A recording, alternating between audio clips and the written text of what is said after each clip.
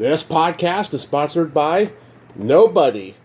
Hey dudes, welcome to Splat from the Past, the only 80s themed horror sci-fi show where things can get totally radical. Now today I will be welcoming Pepper herself, not from Annie, but from American Horror Story, and I am talking about Naomi Grossman, the funny, the hilarious, the talented, and beautiful as well. She played Pepper on American Horror Story for 6 years, and we're going to talk about that today. We're also going to talk about lots of other great things she's done. Oh my God! Like when she was still in high school, she was on an episode of the Father Dowling Mysteries. She was a cheerleader on Sabrina the Teenage Witch. She was allegedly, I don't know how accurate the internet is, she was in She's All That. She was an extra. And we're going to have a great conversation today. She's also an Emmy nominee. She did a series called Control Alt Delete. I never seen that series, but it sounds pretty hilarious. And it's going to be a great conversation today. I cannot wait. Every time she's on a podcast, I laugh out loud. She is hilarious. So yeah, here is my interview with Naomi Grossman.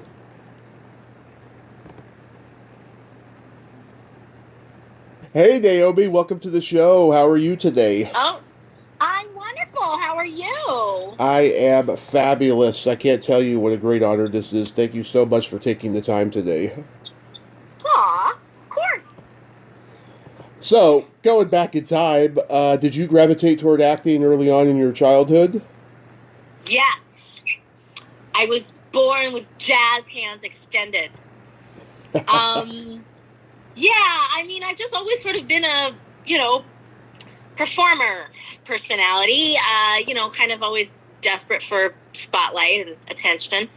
And, my parents were really great about exposing me to culture. We were, regulars at the ballet and the theater and the opera and the symphony and you name it. And I always would sit there in the audience just kind of wishing I were up there. Like I was kind of in the wrong spot. So, as soon as I was, old enough to be up there, I was. I got involved with children's theater and some, regional commercials and pretty much anything that came through Denver, Colorado at the time, which wasn't a whole lot. But, for Denver, I was big in Denver. Yeah. Did you like entertain your parents after dinner by playing characters? Oh yeah, absolutely. I was that kid who, held the whole house hostage watching the, fashion show and the monologues and the talent meet and you name it. Like, all the world's a stage. We actually had, my dad's an architect and we lived in this sort of mid-century modern home with these sort of like little stages, basically. I mean, I think they were technically decks, but it's all in the eye of the beholder. In my mind, they were stages. Yeah. So, I was constantly performing for, the chipmunks and the squirrels and occasionally a postman. Yeah. Yeah, I can relate. I'm a ham. I did that too. You were a huge comedy fan growing up? Oh, yes, of course. Like, I want to say I was born the year SNL came out. And so, yeah, I remember desperately trying to stay awake to watch it. And rarely successful, but yeah. And I saw Lily Tomlin Search for Signs of Intelligent Life in the Universe at a very young age. I mean, maybe 11, 12. And at that moment, that's when I said, that's what I want to be. Like her, very specifically. Like I want to be her. I want to do solo shows. I want, and so, yeah, that's what I've kind of done. And it's crazy. I've kind of never looked back, which I don't know if that just means I'm wonderfully perseverant or just painfully stubborn. Could be both. Probably. Yeah. But if you don't show up, if you don't keep it moving, you'll never get there. So Right. I Yeah. know. I noticed you cite Gilda as an influence. I love her. I actually interviewed the woman who made that documentary about her. Uh, yeah, what was it about Gilda that, like, you were struck by? Well, I mean, those characters, like, I spent a while at the Groundlings, of course, Yeah. which is a I'm sorry, what am I saying? It's a comedy theater here in Los Angeles. Right. And, I mean, that's what they do. Really big, over the top sort of characters. And, so yeah, for a long time, that's really what I fancied myself as, like, kind of just a sketch comedian. It's interesting when I booked the role of Pepper, I thought, wow, this is a departure. Like I mean, other than acting class in college, I hadn't really ever done any drama. But the fact is, Pepper is sort of a big character in her own right. And it was just a matter of me sort of calibrating the performance, dialing it up for the name game, down for, dressing down Dr. Arden, and, just sort of being sensitive to the story we're telling. But yeah, in a way, like, I could see Pepper in a car with Toonces the cat, you know what I mean? Like, Yeah. she could have been the Conehead's crazy cousin, absolutely. Yeah, or smashing Mr. Bill. Sure.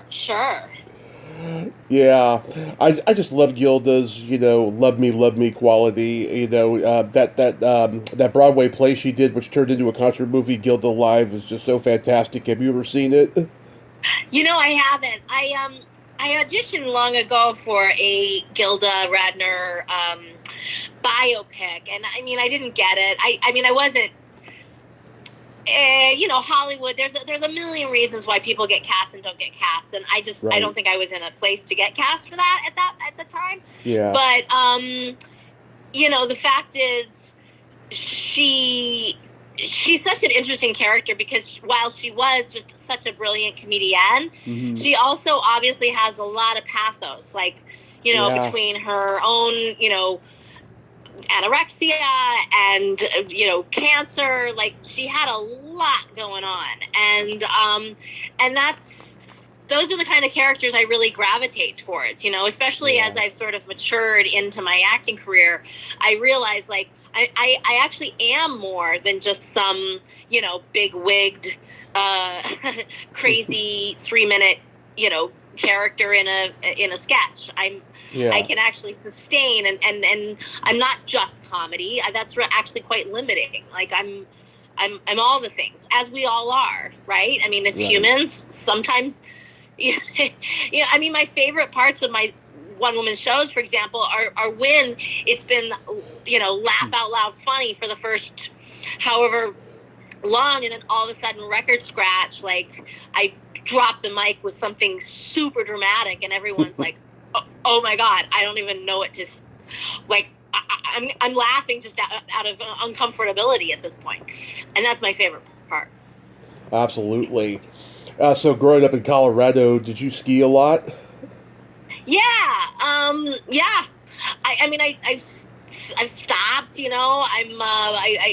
I rarely get back, but yes, I was a good little skier for quite a while. I'm short. I'm close to the ground. I don't have very far to fall. I'm pretty fearless. So I anatomically, I'm totally set up. Growing up in California, always wanted to be in snow, and I always wanted to go skiing. And then when Sonny Bono died, I was like, oh, fuck no, I'm never going near it. you know? Yeah, yeah. It's the older I get, the more scared I get. Like, I do not. It's yeah, it's not far to fall, but, like, you fall too many times, and, like, Mhm. I don't know. I definitely don't recover the way I used to. Oh no, we all don't. I know. As we get older. Have you ever been to the Overlook Hotel? No, what's that? Oh, is that where The Shining was? Exactly. Oh my God, Exactly. I'm totally showing I just showed my true self as not an actual horror fan. That's okay. I have no problem with actors not being horror fans, but I have a big problem with filmmakers not being horror fans. Oh yeah, No, listen, it's not that I'm not a horror fan. Uh-huh. I mean, I should have known that that's where you were going, because let's face it, like, you're obviously a horror fan, and you're asking me Yeah. about Colorado, and, like, what Yeah. else would the Overlook Hotel be? But I often joke that I was just, like, I don't know, slipped and fell into a horror hole. Like, I was never really seeking out horror. I was just seeking out work. Like, Right. I wanted a career, an acting career, and horror is sort of what stuck. But in a way, though, again, I was so concentrated on comedy, Mm-hmm. and yet when you think about it, like, some of these horror icons, like Freddy Krueger, they're almost comedic. You know what I mean? Yeah. Like, a guy with razors for hands. Like, Oh, really, it's so over the top. And so, again, it's just a matter of sort of calibrating it. So it's actually no surprise that a character comedian with comedy chops and a background in improv would sort of hit in horror. Like, it's actually not it's not that surprising. And in fact, I've befriended so many horror icons in my time going to these various horror conventions and whatnot, and so many of them are actually comedians. You know what I mean? Like, I mean, you just look at, like, John Cassier, for example, from Crypt Keeper. Tales from the Crypt. Yeah. That little voice he plays. He could, like, that. It's comedic. It's not creepy. You know what I mean? Yeah. So. Yeah. When you were doing local commercials, what did you endorse? Oh my God, what didn't I adore? I'm such a whore. Literally. Like, you name it. Milk. Milk. I never did milk. Actually, I'll be honest, lately I am like the kiss of death for commercials. I still do commercials, but I try not to tell my fellow actors on set, like, by the way, this is never going to run.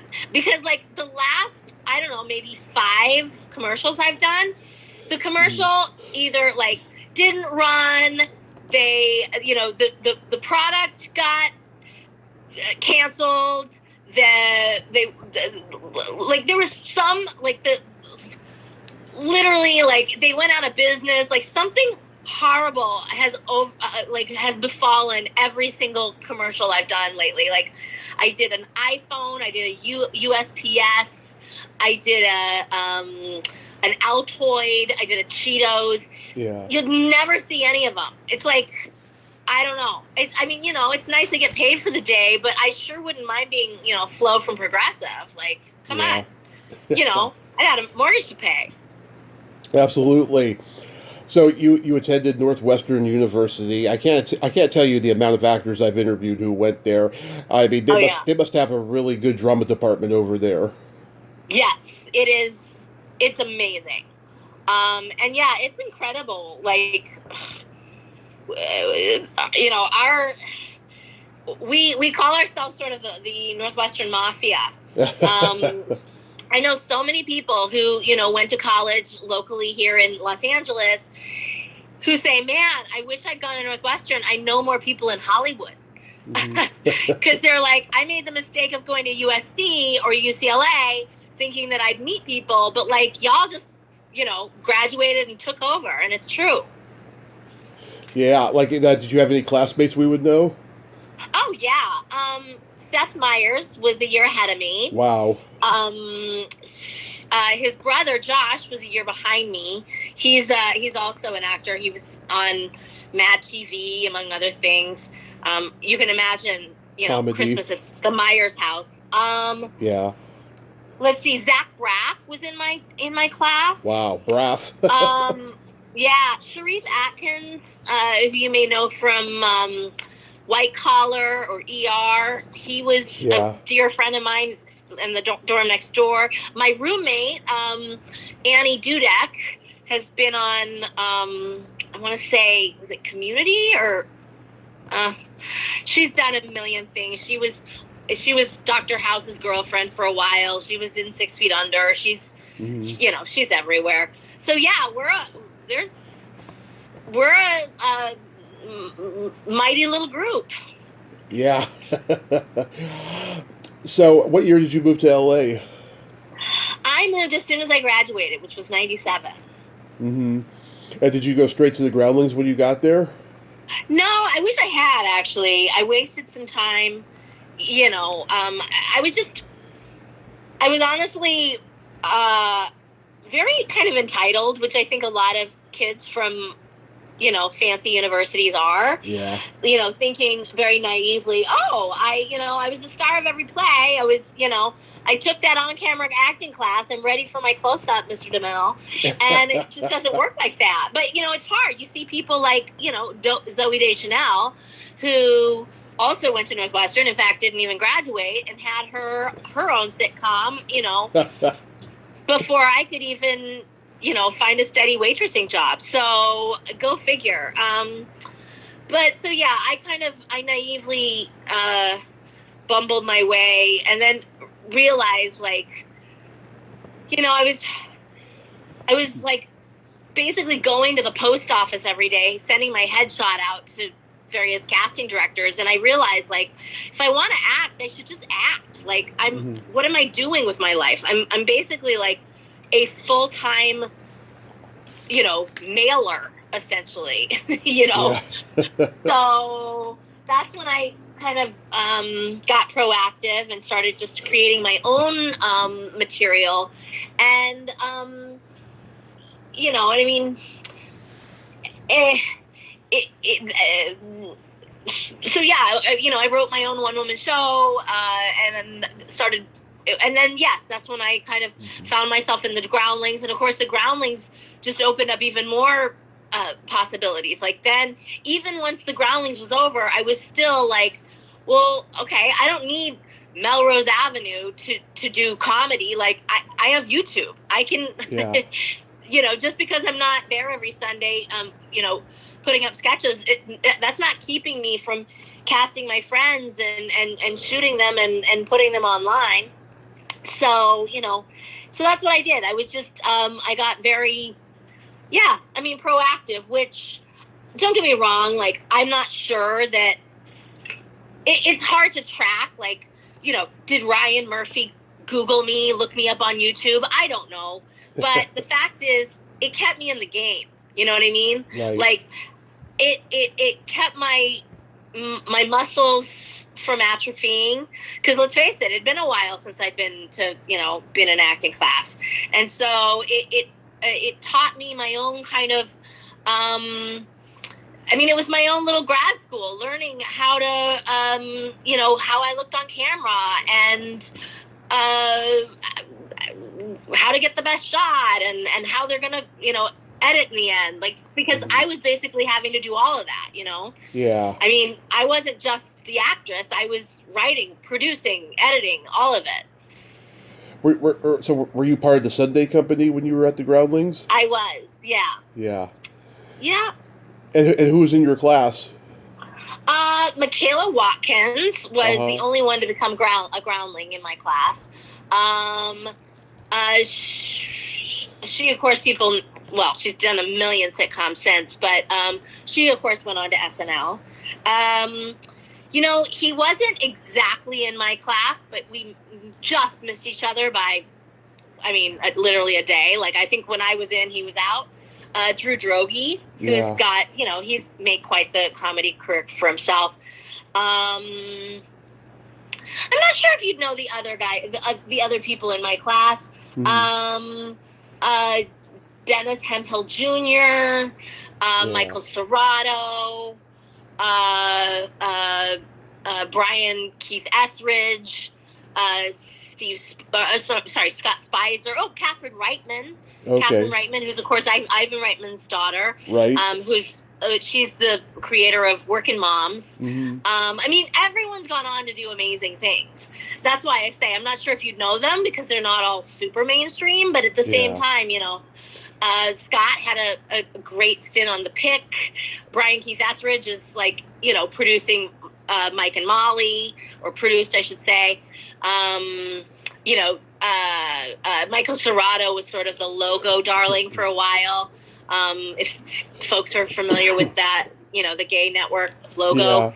Yeah. So yeah, like it was a really, really, really talented bunch. And, you know, yeah, I mean, the fact that they basically cut all of us, with the exception of one, is will tell you, like, just how, you know, competitive it was. I think honestly, like, you know, it's all about timing, but they very easily could have taken everybody, but I think because they couldn't, they didn't take anyone. Yeah. What was Mindy Sterling a teacher there? She was. I never actually studied with her, but yeah, she was. Yeah, I had her on years ago, and she had a little bit of cringe in her voice when I was name dropping groundlings that I know. I think she got to see the beginning of that competitiveness when it first started. You know. Oh yeah, for sure, for sure. I mean, Mindy's a staple around there, so she knows. Yeah, because when they first started in the 70s, I mean, they were so subversive and groundbreaking, and there was no business yet. They were just honing their craft, and there was room for error, and, you know, people weren't saying, okay, you got to make money now. No, people could come to the shows for free and just watch them work out their shit, and then once the money comes in, then things start getting competitive and things start changing, sadly. Right, that's true. It's true. Money changes everything. It does. It does. Yeah. So yeah, you mentioned when you started doing the shorts on YouTube. Yeah, I've seen a bunch of them. The Ready to Settle was fucking funny. You had that blonde hair, and your facial expressions were priceless at what a lousy lay this guy was. Yeah, I mean, every now and then I see stuff and I kind of cringe. But you know, at the same time, like, I think we can all learn from that stuff. You know what I mean? Like, yeah. You know, Rome wasn't built in a day. Like, I haven't always been, you know, I mean, we got to come from somewhere. Yeah. You know what I mean? You don't look at, like, Picasso's early works and say, oh my God, what a master. Necessarily, I don't know. I don't mean to be like comparing myself to Picasso, but you know what I mean? Like, we develop, we grow, we mature. It stands to reason that my, you know, later stuff would be more developed than my early stuff. My sense of humor is very 13 and very body, and so, like, yeah, I mean, I laugh at that kind of stuff, you know, still at 40 years old. I mean, the Sex and the Sitter one where you read Green Eggs and Ham to a baby, and you do Kim Cattrall so dead on. I thought that was hilarious. It was weird but funny. Totally weird. So weird. And that little girl is like a teenager now. And oh yeah, you still see her and her mom? Yeah, I'm friends. Her dad is one of my best friends. So we're yeah, I get the distinction of giving her first IMDb credit. For better or for worse. That's awesome. So getting into credits, yeah, you were like still in high school when you were on Father Dowling Mysteries. Yep. That's what I mean. Big in Denver, you know. Yeah. You can't be in Denver for very long without being on Father Dowling in the 80s. My grandmother watched that show. It was like one of her favorites. She was very religious. And yeah, Howard Cunningham himself, Tom Bosley, and Rick Nelson's daughter Tracy playing the cute nun. Is there anything about that experience that was fun? Well, everything about it was fun. I mean, I shot that on my 15th birthday. Wow. And I got my SAG card for it. So that was cool. You know, I was that much further ahead than my peers. You know, so many people out of college were like, oh, I got to get my SAG card, you know, move to Hollywood. And I was like, oh, I've had this thing forever. In fact, if anything, it kind of took me out of the game in Denver because there just wasn't any, you know, there wasn't much union work. Yeah. And then after you moved to LA, you were a cheerleader on Sabrina the Teenage Witch. Indeed I was. You've done your research. Yeah, and Dom DeLuise was in that episode. Did you interact with him? Oh, I mean, listen, I was a glorified extra that, Yeah, got lucky. They threw me some lines, but no, no. There is a hierarchy in Hollywood, and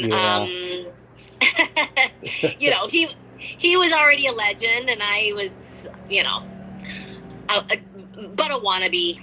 yeah. You were you. Yeah. What were you an extra in She's All That? Yes, indeed. I gotta say, I don't know where you are in the world, but I feel like you need to see my new solo show because you're getting all the greatest hits. Uh huh. Like all of these bits, I revisit in my show. Like I show Father Dowling, I show She's All That.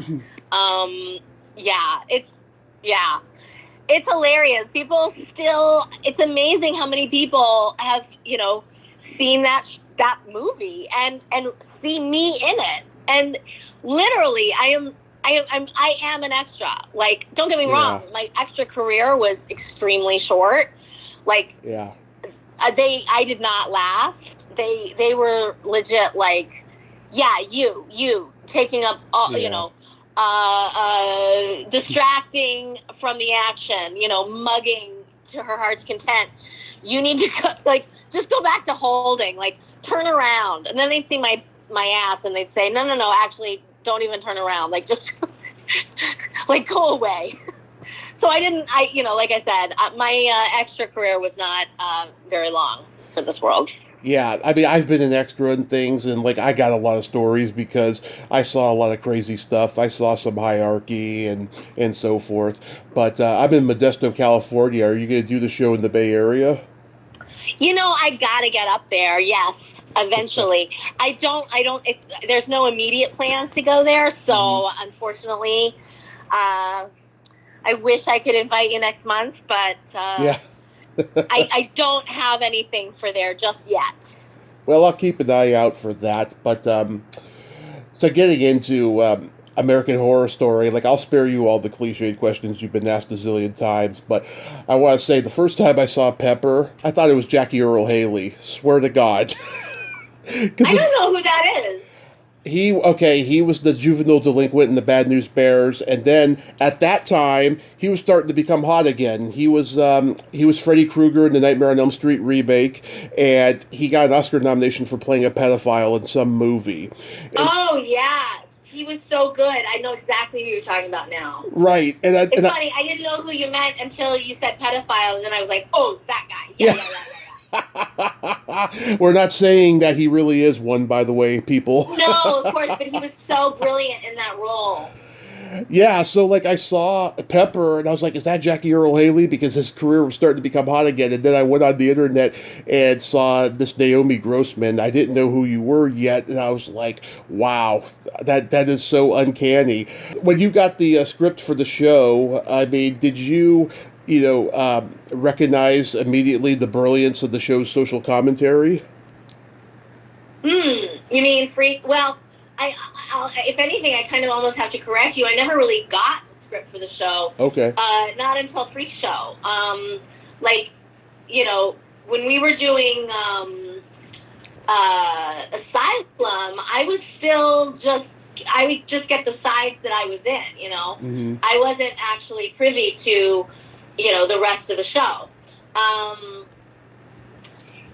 Then it wasn't until then Freak Show that yes, they would give me entire scripts, and yes, it was very obvious what they were trying to say. Yeah. With their whole the message, we are all freaks. Wir sind whatever. I don't speak German, but and the fact that the quote unquote normal people were actually, the dandies, etc., were like the those are the murderous ones, Hmm. whereas like the freaks, quote unquote, are wouldn't hurt a soul, so it was Uh-huh. kind of turned things on its head. Yeah. Yeah, I mean, FX has always taken chances. That's why they're part of the Fox network, because they take chances. They do things that the other networks don't do. And I'm sure when you saw that first episode that you watched, you were like, "Wow, this is amazing."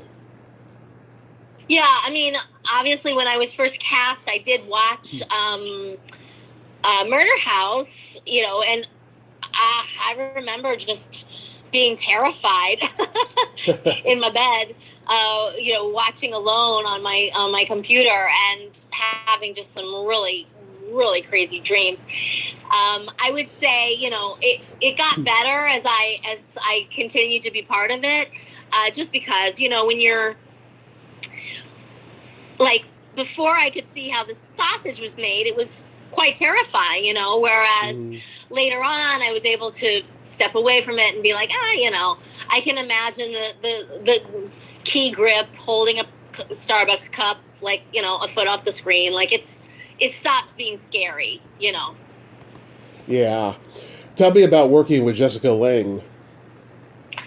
Oh man, she's just a legend. I mean, she's like, I don't know how else to describe it other than she's just one of those people that you kind of never stop clenching your butt around, like I never quite got over who she was. I mean, obviously I had to a certain extent because, let's face it, she's Elsa Mars. She's Judy. She's Frances Farmer. She's Patsy Cline. Jude, you know what I mean? Like, yeah. I needed to see her as, as the warden, as my, whatever our relationship was in the scene. But I never, in the back of my head, I never quite got over, like, that is Jessica Lange. Yeah, I mean, she's Frances Farmer, Patsy Cline, Dustin Hoffman's love interest in Tootsie. She's definitely one of my favorite actors of all time. And it's so awesome. This show has given her, like, a whole nother, career. I mean, let's face it, like, she was popular, in the 80s. In the 60s, 70s, 80s, yeah. And then for her to have a whole next generation of kids that are like, love her. I mean, how can they not? But so many like would maybe not even know who she was, had it not been for American Horror Story.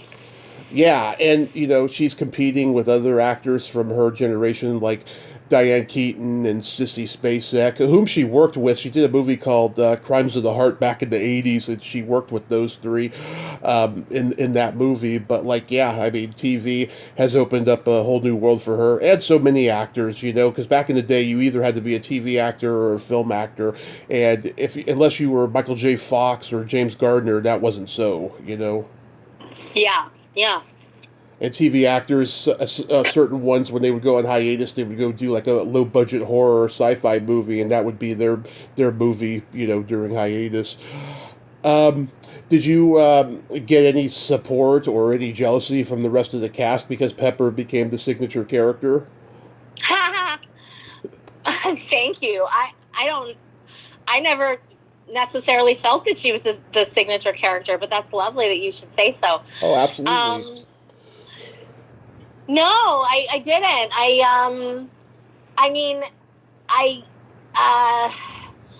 I think that's the thing. Like, let's face it, everyone was already sort of an icon in their own right. So I think if anything, they were just happy for me to see, like, this little character that could kind of succeed.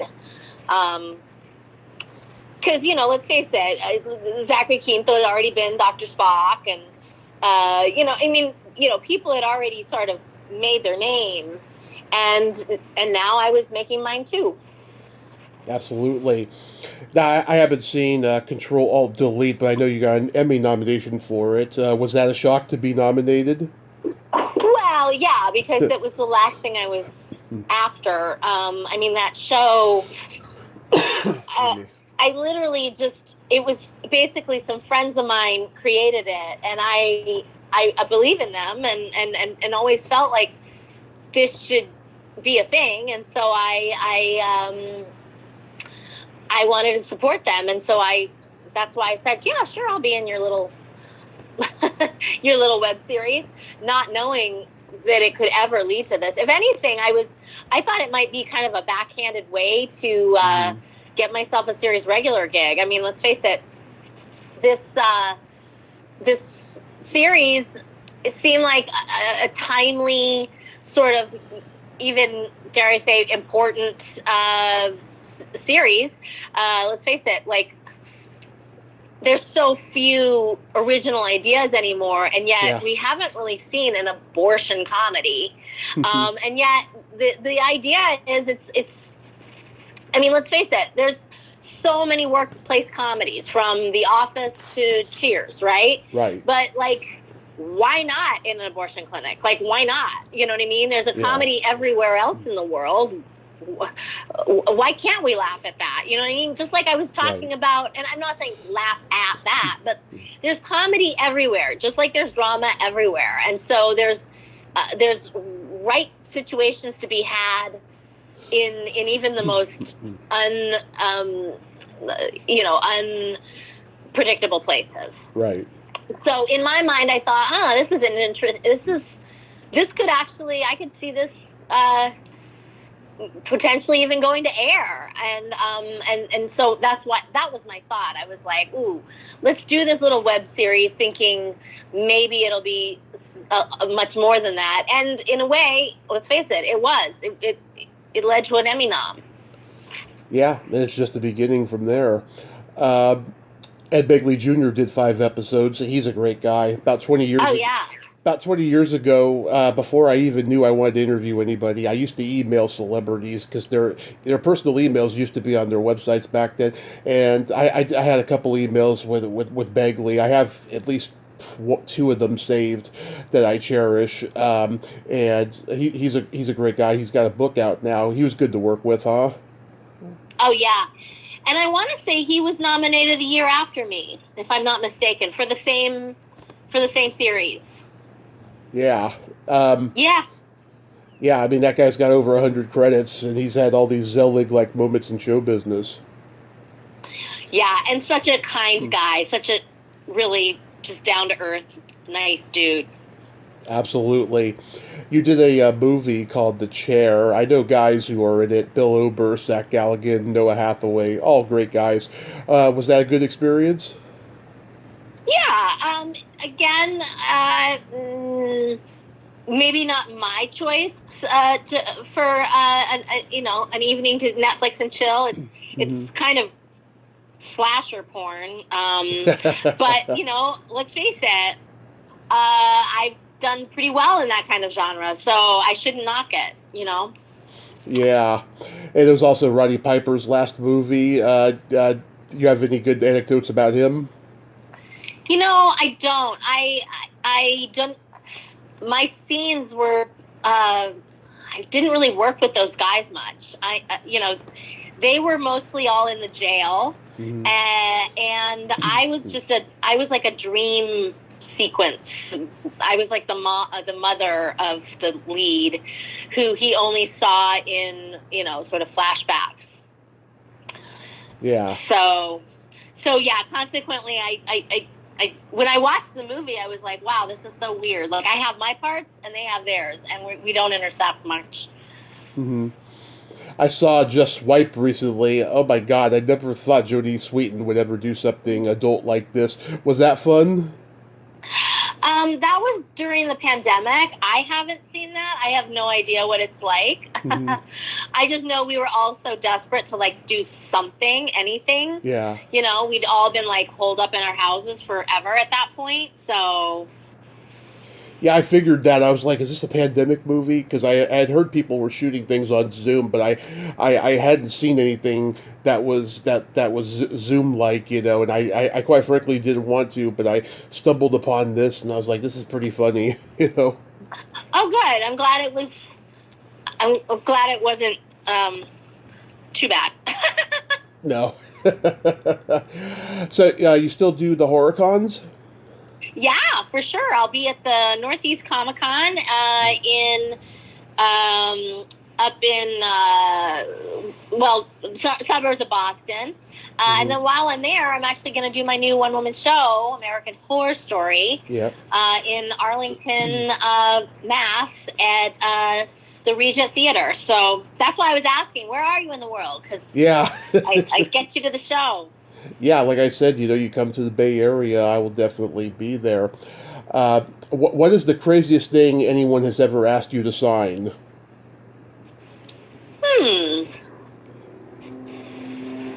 I mean, probably a body part, knowing that they're going to, tattoo it later. I think that's insane. Yeah.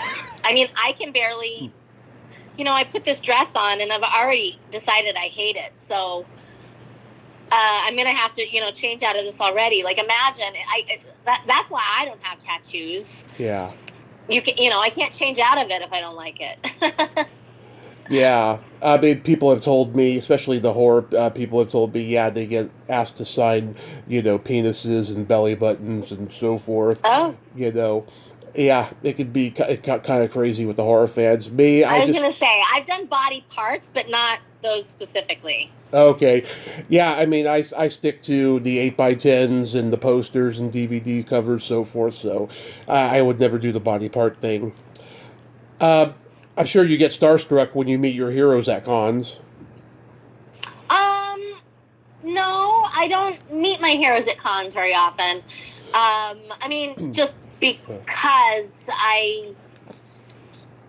like I said, I didn't grow up watching horror movies. So, a lot of people that Gilda Radner's dead. Like, Lily Tomlin, Carol Burnett, Tracy Ullman. I mean, they're not doing horror cons. So no, in a way, I am cool as a cucumber because I just don't even know anybody. I mean, I value every single fan. Like, I truly appreciate. I know what it was to not have fans, or rather to have only one fan, my mom. Mm-hmm. And then, and even then, she had her doubts, every now and then. So I do think that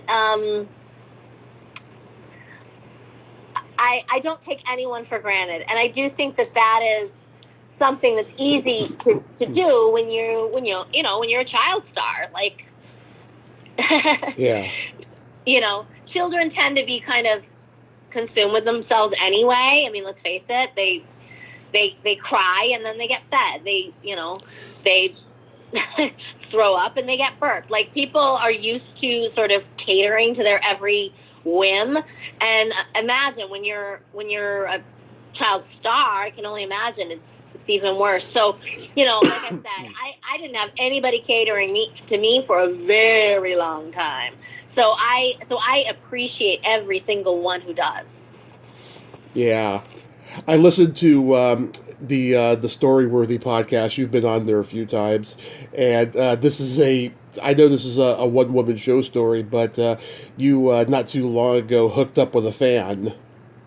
Oh, yes, that was a mistake. Yeah. Actually, he had a podcast. Don't get any ideas, Tommy. Okay, but could you tell me later who it was? Maybe. Okay. I don't know. I don't know. He's such a nobody that I don't even want to give him identity. You know what I mean? Yeah. When I say such a nobody, I literally. He's not famous. Well, no, you don't have to be famous to be somebody. I mean, this guy had a fiancée, and then I was his side chick. Mm-hmm. Unbeknownst to one another. So yeah, that guy doesn't really deserve to have a name. He's a nobody as far as I'm concerned. You know what I mean? I get it.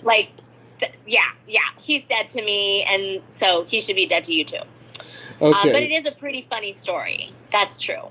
But it was just plain bad sex, is what you're trying to say, though. Oh no, not even actually. Oh, okay.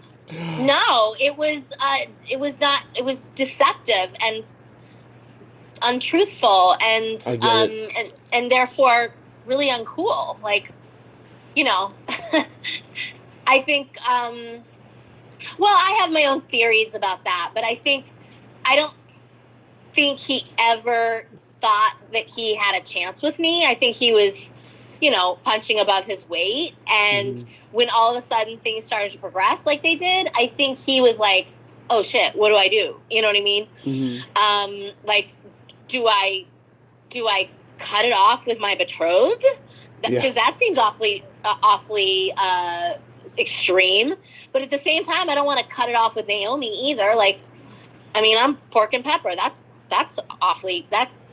novel. So, again, you kind of can't blame him for fanboying as long as he did. I think he got in too deep. He didn't realize that, where this was going. And when I found out that he was literally engaged to be wed, I realized, well, it wasn't going anywhere. Listen, if there's anything I am, it's a raconteur. And so at this point, I thank this person for giving me the gift of an amazing story. So, been there, done that. I'd never done that before. I'll never do it again. And, good to know. So, yeah, no regrets. I have no regrets in my life because if anything, they, we take our broken heart, we turn it into art. What doesn't kill us makes us stronger. Like I feel really blessed to be a storyteller at the end of the day. And so when heartbreak befalls me, all I can do is, put pen to paper and try to bring some joy out of it. Yeah, you had this other story. You were hanging out with these gay guys, and they took you to a glory hole room. This is true. Yes. Yeah. Oh my God. Were you just like traumatized from it? I mean, I was definitely like probably the first woman to ever be invited there. Traumatized? No. I mean, I'm very open, very accepting, but Good. it was a lot. Again, it's not made a show yet, but maybe I'll have to write about that next. I definitely think you should. And you can credit me for the inspiration because I'm actually a lifelong glory holer myself. So, yeah. Oh. Wow, this interview just took a turn. Yeah, I mean, oh my God, I used to go to those adult, bookstores, and they would have the holes in them, and I started out that way, and I've been to a few parties myself and everything, so, yeah. I mean, if you decide to write a one-woman show and include that, let me know. That'd be so awesome. Well, I'll tell you a little secret. My new one-woman show, which again, I don't mean to keep teasing you with it because I know it's not coming to you anytime soon, that I know of. But I do joke. Well, I say specifically every word of This American Horror Story is true, which is true, except that I do tell one lie. And the lie is that I don't go to glory holes. And honestly, that was true when I wrote the thing. Yeah. But of course, I got invited to that glory hole since. So now I'm kind of like, every time I say that line, I kind of stop and like think, oh, do I say regularly? Yeah. It's funny. Yeah. You have Valentine's Day plans? Well, yes, I got a boyfriend now, so nice. Yeah. I don't have to hook up with fans anymore. That's nice. Yeah, he's we're gonna go see The Wiz at the Pantages. It's opening night of at the Pantages Theater. It's like where all the Broadway shows come through. Legendary Pantages. Yeah, I've only had one Valentine in my life, and I regret all the years of crying of not having a Valentine. It was an awful experience. So I'm going to do what I do every year, chocolate and masturbation, and I highly recommend it. All right. Well, hey, you got to love yourself or no one else will. What is the expression? Love yourself so hard that you teach others how how it should be done. Exactly. Although, don't hurt yourself. It sounds like you might be already loving yourself pretty hard. No, just use lube. That's all you got to do. Okay, all right. How did you meet our mutual friend Kat Kramer? Oh, I want to say I know her from the Television Academy, maybe. Mm-hmm. Yeah. And then, of course, she came to see my show, so that was nice. I have pictures of her on the red carpet, so yeah. Yeah, I reached out to her when last year began because I love her dad's movies, and it was the 60th anniversary of It's a Mad, Mad, Mad, Mad World, and she's just Wait, who's her dad? Stanley Kramer. I don't know who that is. I'm sorry. Oh yeah, he did Inherit the Wind, Judgment at Nuremberg, High Noon. He produced lots of classic old Hollywood movies. Oh my, cool. Old, yeah.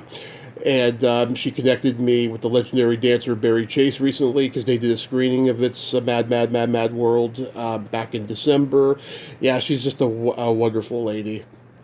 So, aside from American Horror Story, do you have any other upcoming projects? I do, but you know how it is in Hollywood. We can't talk about them. NDAs? Yeah. Yeah, so I wish. But you know, we should do this again in. Gosh, I don't know when I'll be able to talk about things. So, but yeah, I've got 2024 is already turning into a good year for me. So I'm excited to see. You know, I'll have more to talk about soon for sure. Awesome. Real quick, we got to play my secret silly game. This is Okay. a series of silly slumber party questions. It's no win or lose, it's just pure fun. And how the game works is I ask you the question, you answer it, and then you ask me that exact same question and I answer it. And feel free to comment on the answers because they might be funny. Okay. Okay, Naomi, are you ticklish? Yes, very. Are you ticklish? Oh, yes, but if you tickle me without warning, I might hit you in the groin. Oh, dear. Okay. Out of reflex. Is your belly button an innie or an outie? It started as an outie, but now it's an innie. I totally get it. Yeah. How about you? It started out as an outie and now it's an innie. So yeah, it's deep. Yeah. What color are your toenails painted? Red. What color are yours painted? Right now they are not painted, but last time they were gold with sparkles for New Year's Eve. Oh, lovely. I like to go. I hope you had some open-toe shoes to show them off. That's funny. I didn't go out. I just wore them around the house. I normally wear flip-flops, though.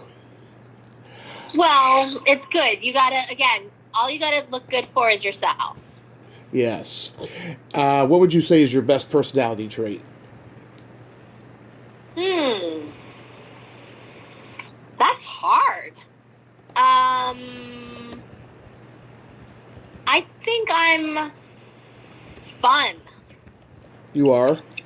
Yeah, I think I'm just fun. I think that's a great trait.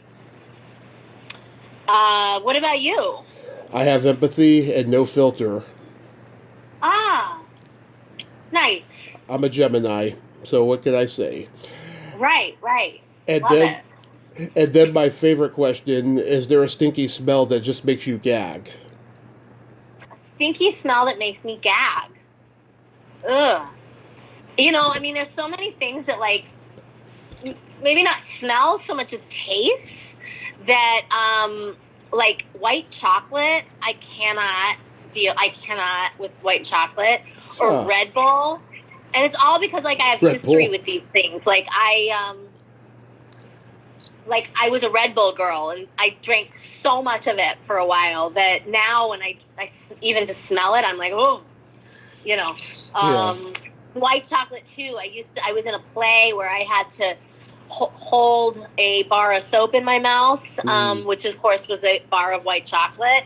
And ever since then, it's just like, oh, I can't stand the taste of it. It doesn't really have a smell, but what about you? Either farts or feet. Oh yeah, I mean, who likes either? No. I know, the classics. Naomi, you are a national treasure. Thank you so much for coming on Oh, today. I hope you had fun, and I hope you had a great birthday this week. Happy belated birthday is what I'm trying to oh. say. Well, thank you. Thank you so much. I appreciate that. Yes, and yeah, let me know if you come to the Bay Area, and be safe out there. Thank you. I appreciate it. Thanks so much. Thank you so much. Okay. Take care. Take care. Bye bye. Bye bye. Well, there you have it. Naomi Grossman. Ain't she a gem? She's a sweetheart, a gem, and just a great person. And that was a fun conversation. I'm glad that she had fun, and I hope you all enjoyed it. Well, until next time, this is Tommy Throwback Kovac saying there's no shame in living in the past because the present sucks. Later, dudes.